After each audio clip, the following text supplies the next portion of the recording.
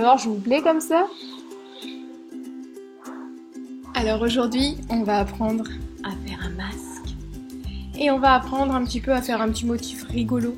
Parce que quand on va au supermarché et que tout le monde fait la tête, tout le monde est stressé, faisons les rire un petit peu.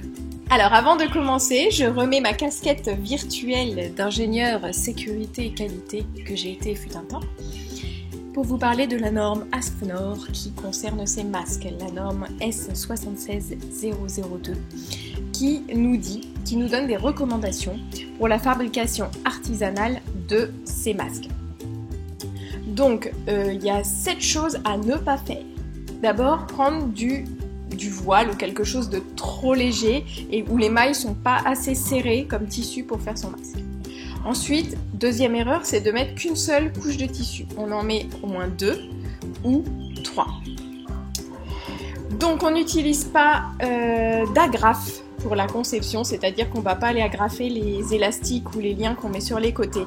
Pourquoi? Parce que c'est pas durable pour le masque. Après, si vous voulez vous en servir qu'une fois, peut-être un peu dommage. Et voilà.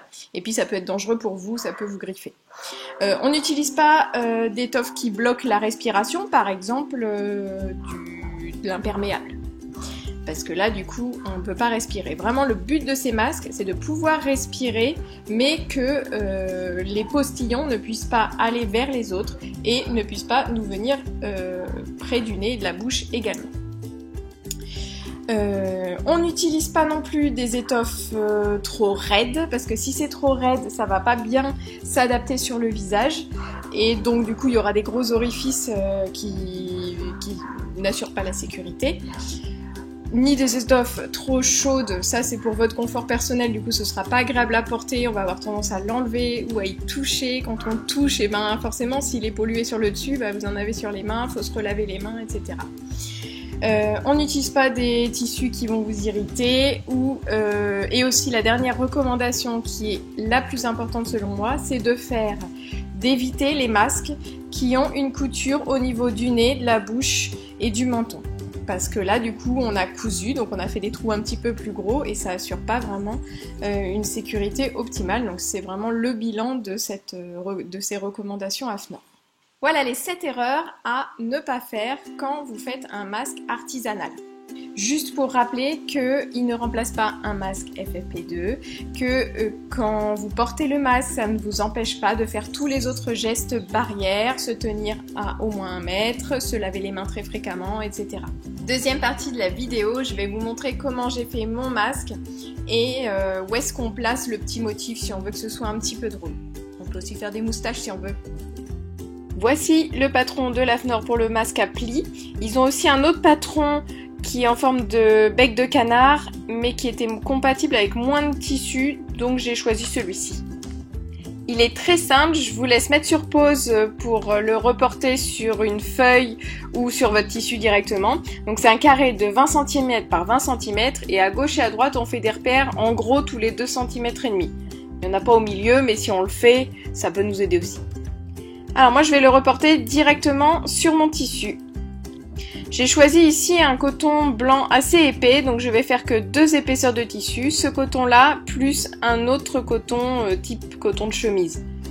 Alors mettre 2 ou 3 épaisseurs de tissu, c'est à vous de voir. Moi je trouve que des fois quand il y a trop d'épaisseur, on a l'air a du mal à passer, on a du mal à respirer, mais après ça peut aussi rassurer, donc c'est à vous de voir en fonction du tissu que vous avez devant vous. Je trace donc un carré de 20 cm de côté, que je découpe. Et je positionne les repères espacés de 2 cm et demi. Je crée ensuite les plis comme indiqué sur le tuto AFNOR, c'est-à-dire en rejoignant le repère A1 et A2. Je vais ensuite écraser au fer pour bien le marquer. J'ai retourné ici et je vois la ligne A1, c'est le pli vers moi là, et je sais que ma bouche elle doit être juste en dessous. En gros, pour être visible, votre détail choc doit être dans le rectangle en pointillé rouge ici, la moustache peut être au-dessus de A1 et la bouche légèrement en dessous de A1. Je marque le milieu à 10 cm. Je mets une feuille de papier en dessous parce que j'utilise un marqueur permanent qui traverse. Et je trace ma bouche. Avant de porter mon masque, je vais le laver à 60 pour bien enlever tout le solvant du marqueur. J'ai découpé un carré bleu de la même dimension que mon carré blanc et je les assemble grâce à un point zigzag.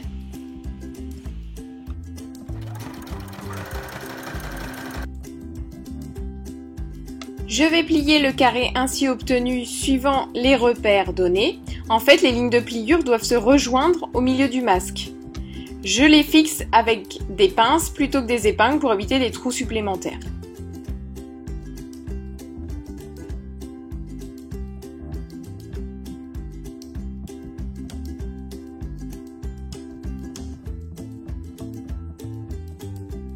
Ensuite, je vais fixer ces plis avec un point droit à la machine. Pour les lanières, je découpe 4 rectangles de 4 cm sur 25.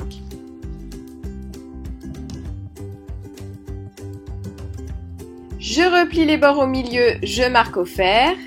Je replie encore en deux et je marque à nouveau au fer.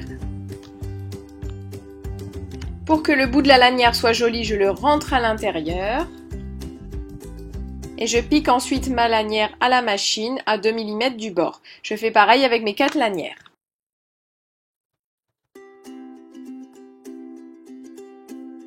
Dernière étape, je vais assembler mon masque et mes lanières grâce à un ourlet de 1 cm en haut et en bas dans lequel je vais venir coincer les lanières sur à peu près 1 cm.